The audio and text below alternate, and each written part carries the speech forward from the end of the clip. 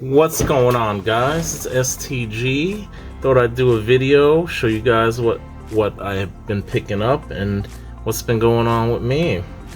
So I've been getting some stuff from the Diamond District, and also I've been walking up to Burgundy and Stax, checking out what they got. So one of my first days into work in the subway, I actually found this, guys. It is a 50-cent euro coin from 2002. Don't know much about it. I think each country in the Eurozone has their own specific currency. I don't know which country this is from. Maybe that's the Brandenburg Gate. I'm guessing Germany, maybe. I don't know, but I thought it was pretty cool finding it on maybe my first day into work. I also got this in my change recently, 1945 Wheatie. Thought that was a nice old penny. And guys, the other day I walked up to Stax and Burgundy.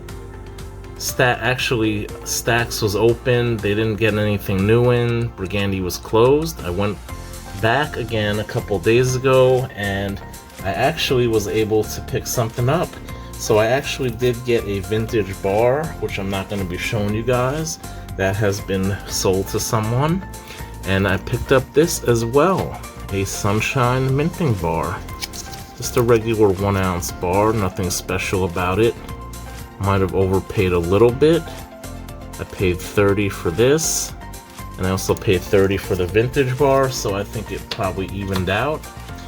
Then today, guys, I had some free time, still getting set up at work, so I had a long lunch, and I decided to go to the Diamond District.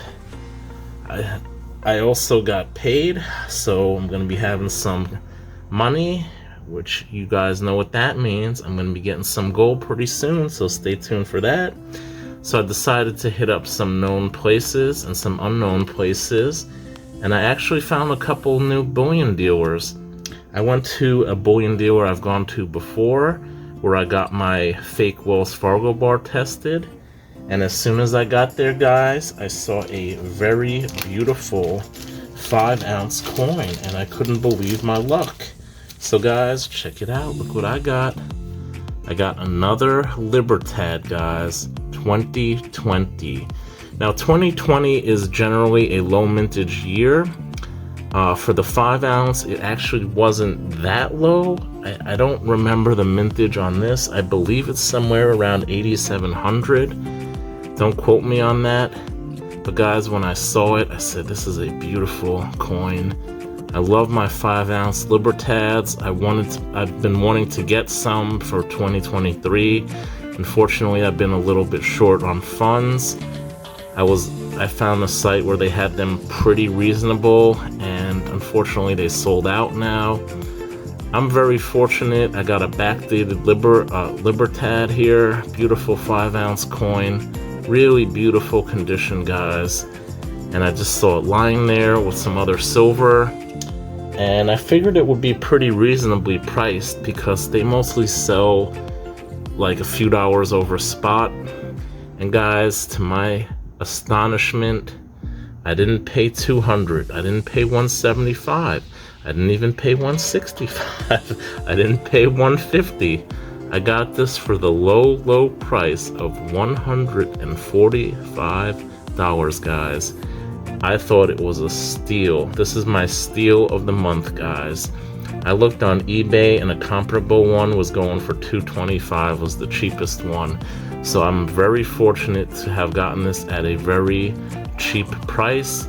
I believe it came out to $29 an ounce. You can't even get the 1 ounce for usually under $35. So I'm very fortunate to have gotten that, guys.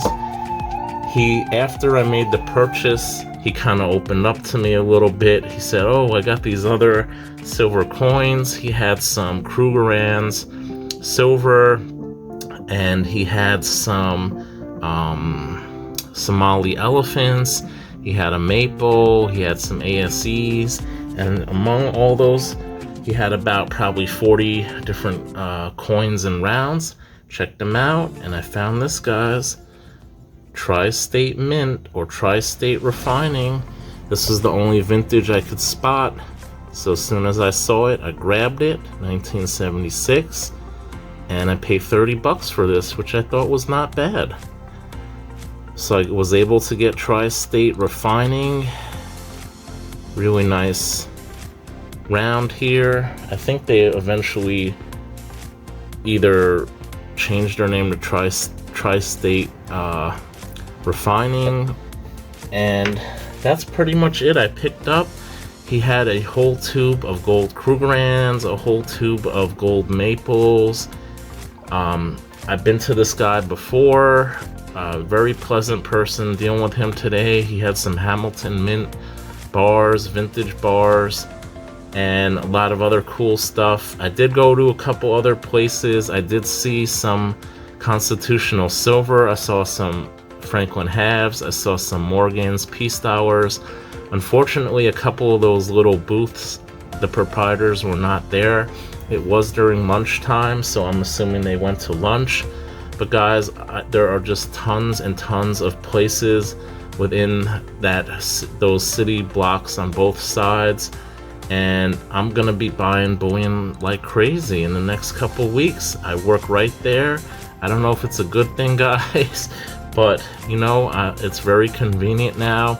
Tons of little shops where I could go in and get bullion, and you know, I'm pretty much in heaven there, going through all these shops looking for a steal of a lifetime, guys, and I was very fortunate enough to get one today.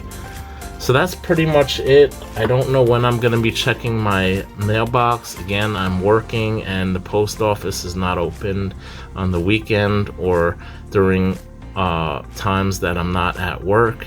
So guys, please bear with me if you sent me something. Hopefully in the next coming weeks I'll be able to go to the post office. Once I get into a regular work schedule, I'll be able to go into work early and get out early and go to the post office. That's it for now, guys. I'm hoping to pick up some gold in the very near future, so stay tuned for that. Thank you all so much for watching. Please like, subscribe, and as always, stack that gold.